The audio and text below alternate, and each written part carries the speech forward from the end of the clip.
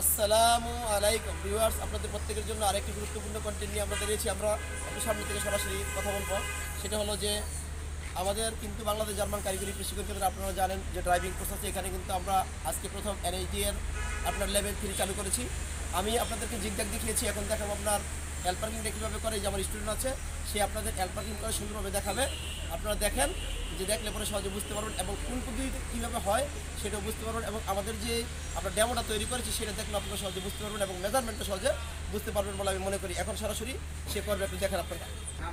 আসসালামু আলাইকুম, আমি সৈয়দ তরুণ ফরিদপুর থেকে। জি ঠিক আছে, শুরু করো এবার এল পার্কিং।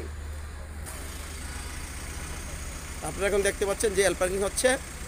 এরা কিন্তু জিগজ্যাগ কম্পিটেন্ট হয়েছে। এখন তারা এখন এল পার্কিং করে দেখাচ্ছে আপনাদেরকে। আপনারা দেখলে সহজে বুঝতে পারবেন। দেখেন,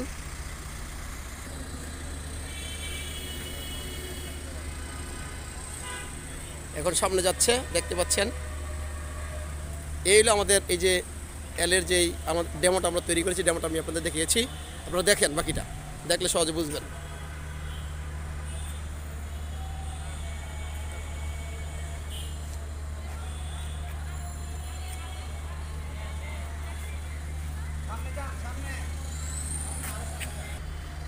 সামনে গিয়েছে, এখন রিভার্সে এসে আপনাদের দেখাচ্ছে। আপনারা একটু দেখেন, দেখলে বুঝবেন কীভাবে সাধারণত এনএইচডিএর লেভেল 3 সাধারণত হয়ে থাকে।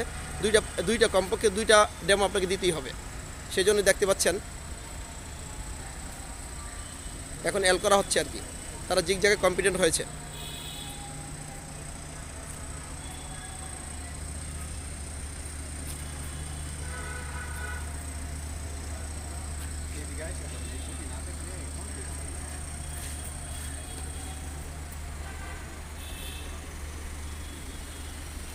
এই যে ভিতরে ঢুকে গেছে। এখন আমি আপনাদের একটু সামনেতে একটু পরে দেখাবো আর কি, যে সামনে কীভাবে গাড়িটা থাকে। যখন এলটা সম্পূর্ণ হবে তখন গাড়িটা কীভাবে থাকে সেটা আমি আপনাদের ভিউয়ার্স। এল পার্কিংয়ের করার পরে গাড়িটা কিন্তু এভাবে থাকবে। ভালো করে খেয়াল করেন, আপনারা দেখলে সহজে বুঝতে পারবেন। ধন্যবাদ সবাইকে।